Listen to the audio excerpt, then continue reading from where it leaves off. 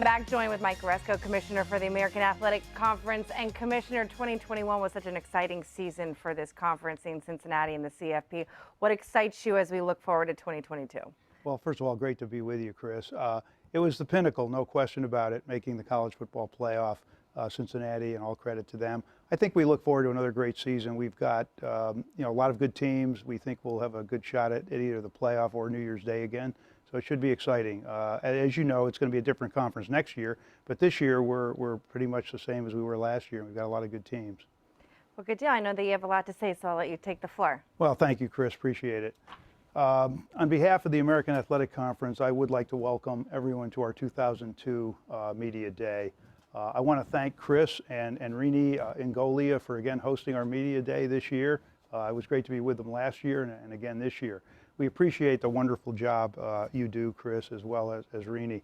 I want to recognize and thank Mike Fitz, who's the president of Tulane University, and Gerald Turner, president of SMU, our board chair and vice chair, respectively, for their outstanding contributions to the conference. Their steady hand has helped guide us through some challenging times.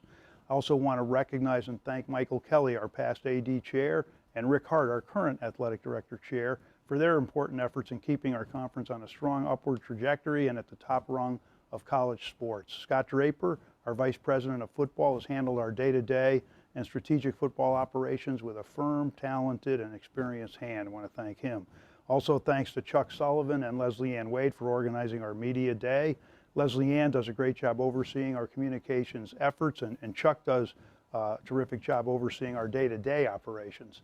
Shout out to Troy Dannon, Tulane's athletic director, for his outstanding work on the NCAA Transformation Committee and the Football Oversight Committee. We're proud to have him on those committees and appreciate the work he does.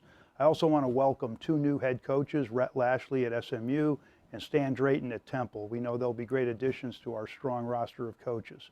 I also want to recognize Chet Gladchuk, who will be joining the College Football Playoff Selection Committee. He's the first athletic director from our conference to be on the committee, and I know he'll do a great job. Today is a day to celebrate our football and to focus on our conference's 2022 football outlook, which, as usual, is very bright.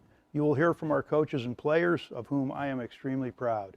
I myself, in my remarks today, feel compelled to address some of the key issues facing college sports. Never have so many critical issues swirled around college athletics at the same time. Realignment, NIL, name, image, and likeness, unionization, the transfer portal, FBS, the football bowl subdivision schools, conferences potentially splitting off from the NCAA enforcement function possibly being overhauled, the deliberations of the NCAA Transformation Committee and the future of Division I, the very future of the NCAA, and the future of the college football playoff. These and many other issues confront us, and I will focus on a few of these today, as our conference will be affected just like the other conferences. As we all know, realignment has again been in the news. It's sent shockwaves throughout the college sports landscape, has roiled the waters of college sports, and continues to do so. It affected us last year and may again. We don't know. 3 of our members, UCF, Cincinnati, and Houston, will depart the conference in July 2023. We appreciate their important contributions to our conference's legacy over the past decade, and we'll enjoy having them compete in the American this season. Congratulations to Cincinnati, our AAC champion, on becoming the first G5. You know, I don't like that label, but nevertheless, they were the first G5 team to make the college football playoff. That's a singular and historic achievement. Our conference has had great teams over the years who were not selected, and we always face long odds. But Luke Fickell's Cincinnati Bearcats overcame them and wrote a special chapter in our conference's history. Congratulations to Luke also on being named Coach of the Year by numerous media outlets. Congratulations also to Houston for playing in our championship game and enjoying a great season, including a bowl win over Auburn under Coach Dana Holgerson. We will be welcoming 6 new schools to the conference in July 2023. We are proud to add UAB, FAU, North Texas, the University of North Carolina, Charlotte, Rice, and UTSA to our conference, bringing us to 14 football teams, with Wichita State also playing basketball and Olympic sports in the conference. These 6 new schools bring energy, commitment, and achievement to the American. They will hold our banner high, and their competitiveness will assure the vitality of our conference in the years to come. UAB will, however, be without the coach who has restored their program in remarkable fashion, Bill Clark. I want to wish Bill well, and I hope he is back coaching sooner than later. He's done an unbelievable job. Finally, a shout out to Kenny Niumatalolo, who is our veteran coach, and I want to congratulate him on a thrilling Navy victory over Army at the Meadowlands in December. Our conference is strong competitively and financially, and we provide a memorable and outstanding experience for our student athletes. As I have said, we all know this is a new and challenging era in college sports, unlike any that we've ever experienced. These are unsettling times. We arrived at this place gradually over the years, and now we find ourselves suddenly at a truly pivotal moment. NIL, pay-to-play, the transfer portal, realignment, etc., all have conspired to create a perfect storm. While I have no doubt that our conference will successfully navigate the shoals, what will college sports look like in the future? What do we want it to look like? The amateur model we have embraced for decades is gone. We can't pretend that it still exists. But at the other end of the spectrum is pure NFL-style professionalism. And is that what we want? Is there a reasonable middle ground that retains the student-athlete experience and does not make our student-athletes employees or union members? I believe there is. I think we can work together nationally to stabilize the currently unsettled situation. We may need help from Congress in this, and I know there are skeptics regarding that, but it may even seem an oxymoron to be able to get help at this point from Congress, but I believe it is possible. But first, I believe we have to have a coordinated approach among the conferences, and more on that a bit later. The first thing I want to address is the talk about the FBS breakaway potentially from the NCAA. It's a key issue, and it's whether the FBS conferences, and all the FBS conferences, not just some, should break away from the current NCAA governance model and govern themselves. This does not necessarily mean abandoning all functions that the NCAA undertakes, but it does include rulemaking, operating the postseason, control of officiating, things of that nature. I think we have to look seriously at this. What about the enforcement function, you might ask, which is still fundamental to the collegiate mission? Can the NCAA or a separate entity handle that even if FBS governs itself in other areas? It's reasonable to believe that FBS football should be governed by committees comprised solely of FBS representatives. The FBS commissioner should have a major role in how FBS football is run. Football is clearly a separate and distinct entity within the NCAA and could benefit from its own governance structure. With the interconnection between the regular season and the college football playoff, it may make sense to streamline the governance process through FBS self-governance. This is going to be an ongoing debate in which our conference will clearly participate. And there's another aspect, though, that is worth mentioning. We have to be inclusive with respect to FBS. What do I mean by that? Autonomy is now becoming an archaic concept and has been for a while. In view of the NCAA Transformation Committee's work, and with the power likely devolving to conferences, the autonomy designation and governance model is no longer needed.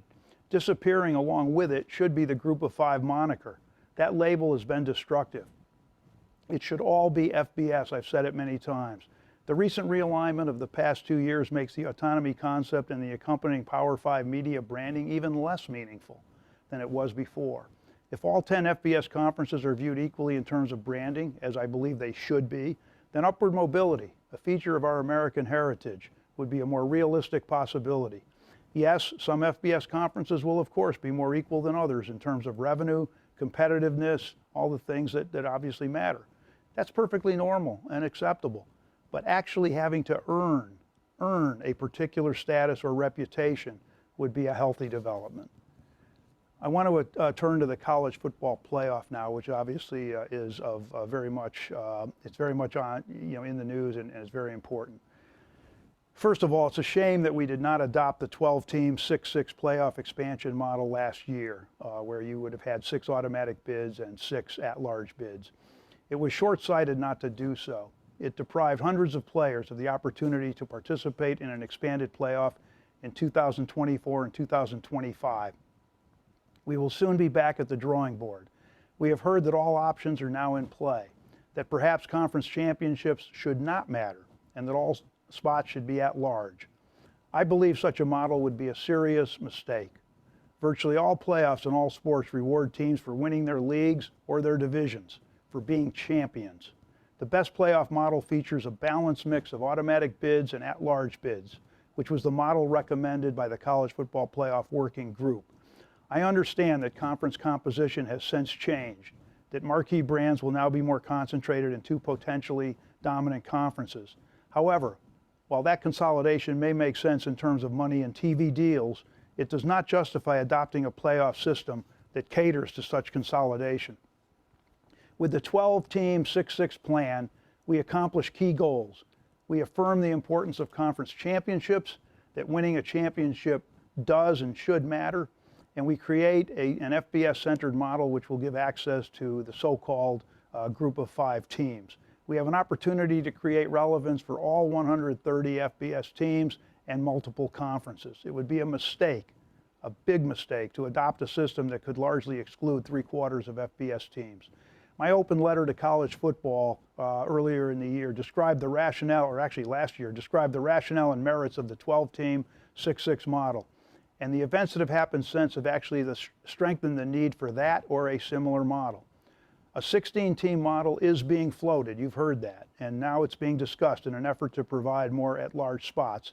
And that is something we should consider. There are some issues with it, of course, but I will be discussing it, that model, with my conference and my fellow commissioners.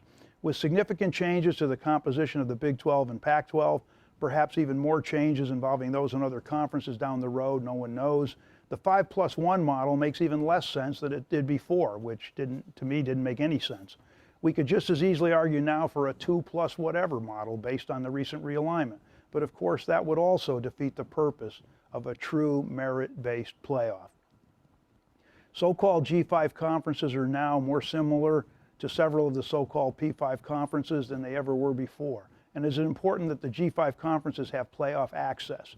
An ultimate goal would also be relegating the G5 label, which you know I have abhorred for many years, to the dustbin of history. You know, we're all FBS. A case in point regarding conference affiliation is the fact that Houston and UCF were clearly playoff contenders during many of their years in our conference, as was Cincinnati, which actually made it last year. Those teams were not given the respect they deserved over the years. But now that they've signed a piece of paper, they're suddenly P5 and worthy of serious playoff consideration, according to various accounts I've read. Transformed by signing a piece of paper. It makes no sense. A 6-6 model, or perhaps an 8-8 model if you have 16 teams. I'm not sure 10-6 would necessarily work, but 8-8 possibly could, because we know that there's a strong desire for at-large teams. But that, as opposed to all at-large selections, will prevent any perception that the CFP selection committee will simply overload on so-called P2 teams because of brand considerations. Our conference will continue to be a force in the college football playoff room. We have meetings coming up in September, and will be a force for the good of the game as discussions continue. Turning to NIL and pay to play. Name, image, and likeness is here to stay, and it wouldn't be an issue. It's not a bad thing. It wouldn't be an issue if in fact it really was NIL, but it's not at the current time. We'll have to see how the collectives that have been set up will play out, and perhaps we can put some restrictions on them down the road, basically to ensure that NIL is rooted in a rational, fair market value system. Otherwise, NIL is simply paying to entice recruits and paying to retain current roster players, regardless of their true NIL value. As for paying players, I see that as a more existential challenge. Whether one thinks it is a good idea or not, it is where we seem to be headed. College athletics has never been about paid athletes, although benefits have been plentiful, and they remain plentiful, more than ever before. But forces now beyond our control are gathering strength. Whatever we do in the future, we need to avoid employee status and unionization, which I believe would be potentially disastrous. If payments to athletes are inevitable, perhaps a graduate student type system of some sort can be set up. I don't know, none of us have those answers yet. While we may envision, and perhaps what we can envision and perhaps can shape, is a national or regional collective bargaining system that does not include employee status or unionization. While supporting true NIL, I am not campaigning to pay players. However, if it comes to that, what we have to avoid is a state-by-state patchwork of pay-to-play or revenue-sharing mandates. California, unfortunately, may again lead the way in that. The increasing professionalism of our enterprise is obvious, and we have to shape a reasonable structure. Any approach to a national plan or to gain assistance from Congress should be coordinated among all FBS conferences and not done on an ad hoc basis by individual conferences. And however prevalent the financial aspects of the player and school relationship become, the non-negotiable part of this is that the games must continue to be played by full-time students of our universities who meet admission requirements and who make progress toward a degree. That is not negotiable. What is the point of college football if it becomes minor league pro football? If it's no longer tethered to academic pursuits? If the institutions simply lend their names and brands to a form of minor league club football? If rivalries are lost, if loyalty to teams wavers, and if fans no longer care as much? Will the sport be consumed by player negotiations over money?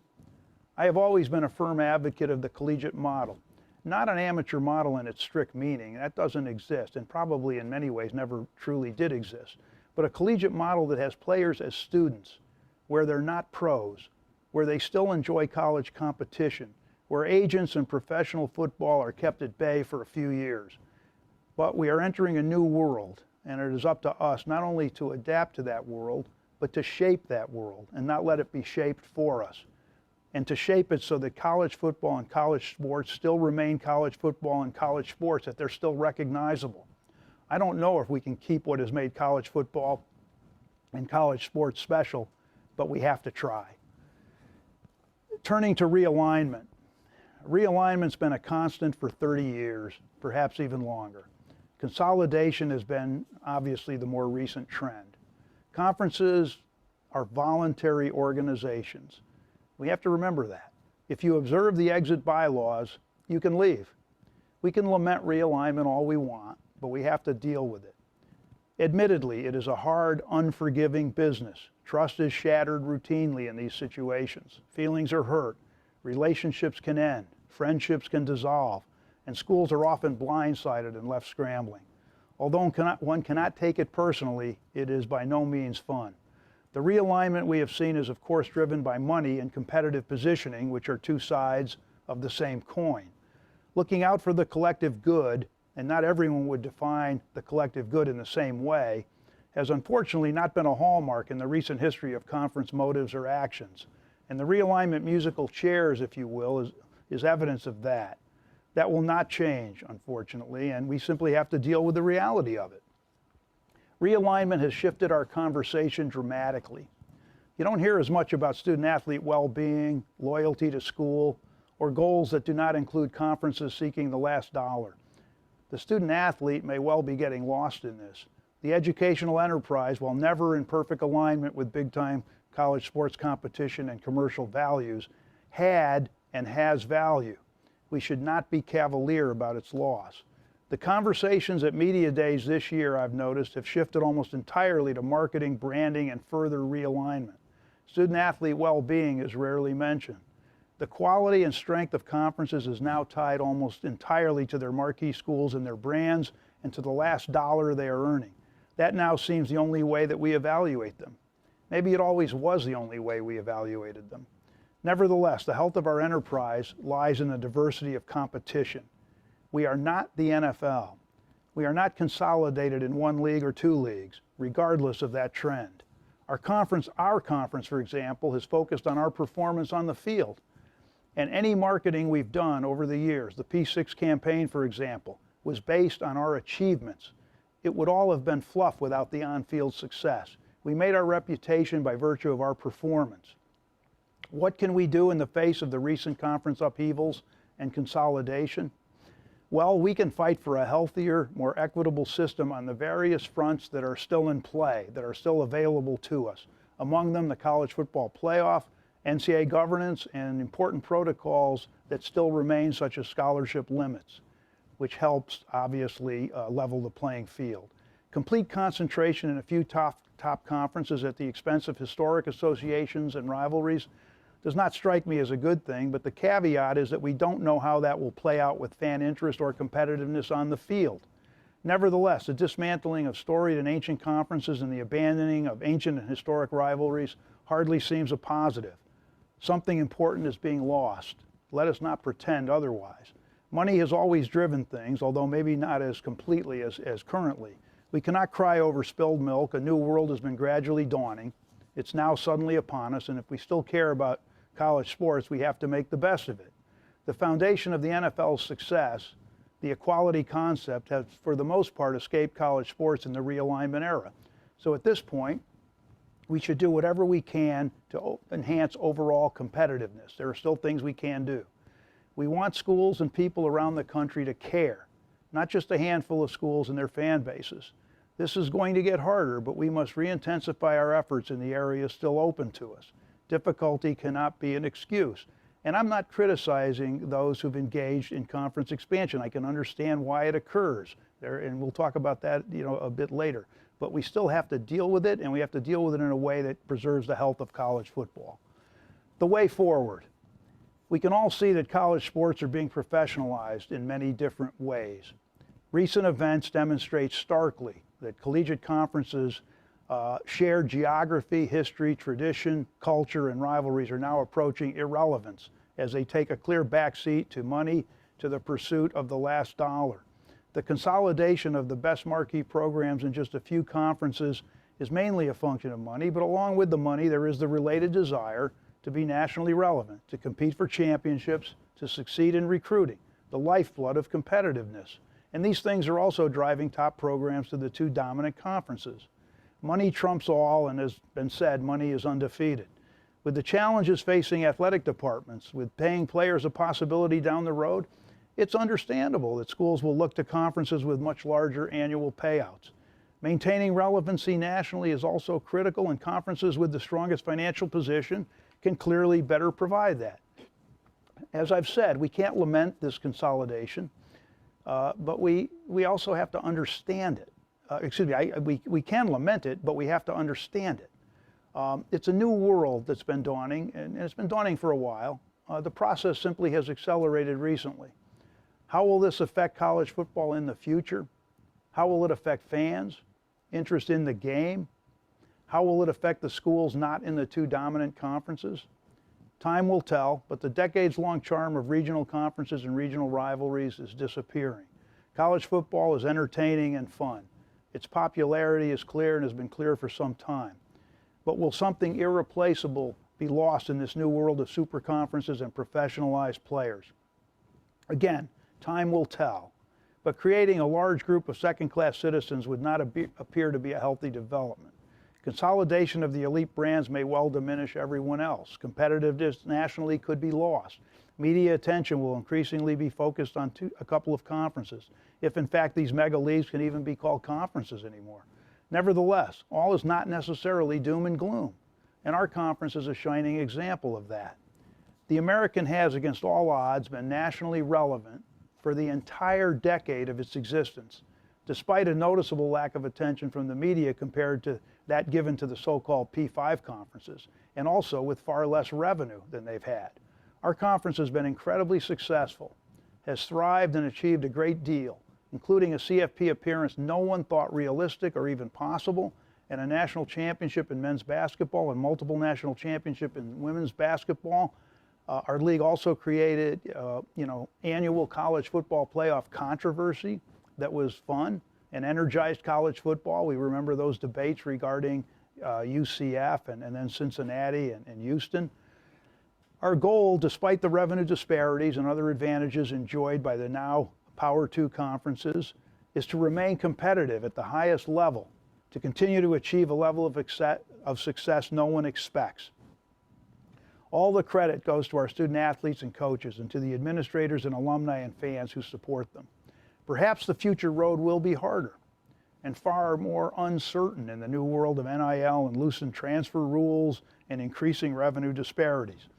But if we redouble our efforts, if we recruit intelligently, if we use our resources intelligently, if we hire the caliber of coaches we've hired over our history, and if we enjoy the commitment and support of our administrators, alumni, and fans, we can far exceed expectations. I echo a quote by Edward R. Murrow: "Difficulty is an excuse history has never accepted. If we are going to compete at the highest level, we have no choice but to meet and overcome whatever difficulties and challenges we face, even if they're greater than before. A reduced or diminished commitment goes against everything our conference stands for. It had been suggested over the past several years that we should set our sights lower. We have been told that we should know our place and accept a certain kind of second-class status and enjoy whatever achievements we can muster at a lower level of competition and commitment. The unfortunate G5 designation has fueled that attitude and fueled damaging perceptions and media inattention to our considerable achievements on the field and on the court and in Olympic sports, and to our considerable influence in the college football playoff and NCAA councils. Cincinnati would never have made the college football playoff, an historic and seminal achievement, if we had taken that advice. We would not have appeared in 7 New Year's Bowls over 9 years had we taken that advice. We would not have won a national championship in men's basketball, multiple national championships in women's basketball, appearances in a men's Final Four and Elite Eight, and multiple Sweet 16s, among many other accomplishments, if we had taken that advice. I know I speak for my schools and their leadership, their student athletes and their coaches and their committed fans, when I defiantly say that we will never accept a reduced status. We may not always achieve our goals, we know the odds we face, but we'll continue to strive to be the best. We will not achieve perfection, no one does, but we will give ourselves the opportunity to achieve excellence. A quote from Michelangelo describes the code by which this conference lives. The greatest danger for most of us is not that our aim is too high and we miss it, but that it is too low and we reach it.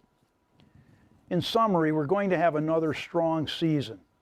Our success has been phenomenal and it will continue. We had our first playoff team this past year. As I said, a remarkable accomplishment. We've appeared in 7 of 9 New Year's Bowls, as I said, and we've been extremely competitive. We have 59 so-called P5 wins over a decade. Our P6 campaign has been vibrant, but I'm not sure that the P6 designation will mean that much going forward. It will be better for us in the future to frame our goals as striving to be one of the elite conferences. I believe that's the approach we should take. It may now, be P2 and everyone else for media branding purposes, but we want to be known for our achievements, and I know we can be. Again, we want to be an elite conference as we have been. We have been challenged, and we have also challenged, and we've surpassed some P5 conferences, even with the marquee teams that they've had who will be departing. Now the field is leveled even more. As we approach our 10th year, we are established and stronger than ever. What will happen after this year when Cincinnati Houston and UCF depart? We wish them well. We'll pick up where we left off. We have quality incumbent teams, and several are now regaining their former strength. 10 of our 11 schools return their starting quarterbacks, and Cincinnati has 2 veterans engaged in a healthy competition. We are adding 6 excellent programs next year, all of which will thrive in our conference. They have already made their mark in their current conference. Looking ahead, we are well positioned. We are in 4 of the top 10 media markets. Our media markets compare very favorably to those of the Big 12 and Pac-12, for example. We will continue to be an elite conference with elite athletes who relish competing at the highest level. We will continue to attract talented, gifted, dedicated, chip-on-their-shoulder players. We will do this by continuing to hire good coaches, by competing effectively on the biggest stages, by continuing to take advantage of our outstanding ESPN TV exposure. And I want to shout out here to ESPN, which does an unbelievable job for us in college football. And they are the leader, and they have been absolutely terrific to work with. And also, we schedule intelligently, and we offer a quality education to our student athletes, something that shouldn't be underestimated. And we also offer thoughtful NIL opportunities, among many other things. I myself am looking forward to this season with a great deal of relish. I think it'll be a great one. I thank you all for joining us, and I wish all of our teams great success. Thank you. Commissioner Mike Aresco, I appreciate the time, and especially during the ever-changing landscape of college football. I'm sure our media members have several follow-ups to everything that you talked about. Chuck Sullivan, the Assistant Commissioner for Communication, is going to facilitate that so the media members through Zoom can raise their hand. Chuck, I will let you direct who has the first question. Thanks, Chris. And we'll go right to questions from, we'll start with Joseph Hoyt from the Dallas Morning News, please. Joseph, you just unmute yourself and ask your question. I'm not hearing very well, Chris. I'm not hearing. No, tell. Hey, Mike, can you hear me? It came out, yeah. Chuck, yeah, I can hear you now, Chuck. Thank you. Okay, we're good. First question is from Joseph Hoyt from Dallas Morning News. Hey, Mike, good to hear from you. I want to get your perspective on the last year. Obviously, a year ago, you've had the dangers of losing multiple members to a Power 5 conference. This year, next year you have 6 more coming in, but also now you talked about the dangers of not only there being a Power 5, but a Power 2 Super Leagues. I guess from last year to this year, do you feel that this is a more precarious situation for the American, or do you feel more confident moving forward about the idea of where we are with realignment? Yeah, thank you. I'm very confident, but I also understand that this is a very fraught time. There's no question that we face a significant challenge, and we're losing 3. After this year, we're losing 3 teams that have made a huge contribution to us, but we are bringing in some schools that have already distinguished themselves. And I think the key to our conference is going to be continuing the same DNA, meaning that we want to compete at the highest level, that we have a great TV deal that gives us the exposure, that gives teams a chance to show what they can do on a larger stage, and ultimately they can be successful. I also think there are a couple of other things that I think are going to be very important for us going forward. First of all, I think we are much more like some of the other so-called P5 conferences now that you've seen this consolidation that I alluded to. But also, I think we can take advantage of high school recruiting in a greater way, because I think you're going to see more and more emphasis on the transfer portal, where we've also done very well because we're in the right places. We're in Texas, we're in Alabama, we're in Florida, we're in Pennsylvania, we're in other places that are football hotbeds, Oklahoma. And so consequently, student athletes who may not come to our schools initially want to come back home, and we've done very well regarding that. But I think if we have good schools, and if we recruit successfully and we do the things that we should do, we can keep our players, and I think we'll be very successful. I think there's going to be a range of competitiveness that I think will ultimately favor us. I really do believe that. And just because you have all the money in the world doesn't mean you're going to be as competitive. We've seen that with certain schools. We've seen that with certain conferences. So while I'm optimistic that we can do the same things we've done, we were given up pretty much for dead 10 years ago. Look what we did. Nobody expected that. So I think we can do it again. But it will be a challenge, and NIL will definitely be a hurdle that we'll have to deal with. Okay, we'll take the next question from Mark Giannotto for the Memphis Commercial Appeal, please. Hi, Mike. How's it going? Thanks for doing this. You meant you're talking about it a little bit there. The best 3 teams in last year and the teams that were picked top 3 in the preseason poll this year, the 3 teams that are leaving the conference after this season. I guess my question to you, how concerning is that? You alluded a little bit to it, and why do you think you'll be able to kind of maintain your spot in the current college football ecosystem when those teams leave after this season? It's a fair question, Mark, but I would point out something that people could easily overlook and forget. Many of our teams have been extremely competitive in this conference. A few years ago, Cincinnati was 4-8, and they had a couple of years when they weren't competitive. And Temple had a couple of great years, really great years under Matt Rule and Chris. And then you had SMU the last 4 years doing extremely well. Tulsa was in our championship game a few years ago. I think Tulsa has defeated UCF 3 or 4 times, the last 3 or 4 times they played them.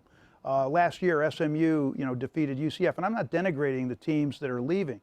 But the point is, Houston had a period after they had that great run in 2015 and 16 where they weren't as competitive, and other teams in our conference were. Memphis, people forget that Memphis was one of our key schools. If it weren't for that big win over Ole Miss back in 2015, we might never have started getting the attention we got. Memphis had those great wins in the Liberty Bowl against UCLA, against Ole Miss twice, against Mississippi State. Let's not forget that certain teams that have been down were up at one time. ECU, East Carolina, is coming back under Mike Houston. USF had some great years under Willie Taggart and the first year in Charlie's tenure, and they're coming back. So we've got schools that can do it, they will do it, and they'll step up. And that's why I'm optimistic. Yes, we're losing 3 teams that have been very valuable, but they haven't always necessarily been our best teams. Now, we applaud the great winning streak that UCF had, but they haven't been as relevant with some of our teams. But again, I don't want to suggest that I'm denigrating any of these teams. They've done a great job for our conference. These are 3 marquee teams for us. UCF became a national brand in our conference. Cincinnati's reached heights that they never reached before under Luke, and we love what that program has done. Houston has had great years, and these schools invest. Our other schools will invest as well, and the new schools, we've gotten a commitment from them to invest at a level they need to do. So, Mark, there's no question it's a challenge when you lose 3 schools that have been on top of their game and are really great contributors. But I think we've got others that will, in fact, step up. Okay, we'll take the next one from Dan Tortora, please. Dan, unmute yourself, please, and go ahead with your question. Mike, you spoke about the enterprise, and that's something that when I was at ACC kickoff last week, it's the same wording that Jim Phillips uses, the commissioner there. Just what you can say about how you define the enterprise and what we need to do moving forward immediately to preserve college athletics. Yeah, thank you, Dan. It's a great question. First of all, college football is an heirloom. College sports are an heirloom. And they've been handed down from generation to generation. There's something special. They developed in this country in connection with universities in a way that maybe they didn't in Europe and other places where things were more professionalized, or club sports. So we've got something that's been unique, and it's been unique because it covers every part of the country. And everybody in the country has been involved in it and has been successful at some time or another. In college football especially, while we've always had the marquee brands and we've always had the great programs, there's been a leveling, and there have been teams that have stepped up, and there have been a lot of great teams that have competed. I think Jim Phillips, and Jim is a good friend, and I thought he made some great remarks at his media day, and he talked about the health of the overall organization. I think the diversity of competition is a good thing. I do lament the fact that we are losing the geographical conferences that once had, it created a certain mix in the country that was fun, and that, again, it challenged, regions challenged each other. People had their own styles. A while back, the ACC pretty much gobbled up the Big East, which had been essentially a partner. These things happen, and we've moved more toward consolidation. We know why, and we know that the forces that are pummeling college sports require that you make a bigger financial commitment, and that's concerning.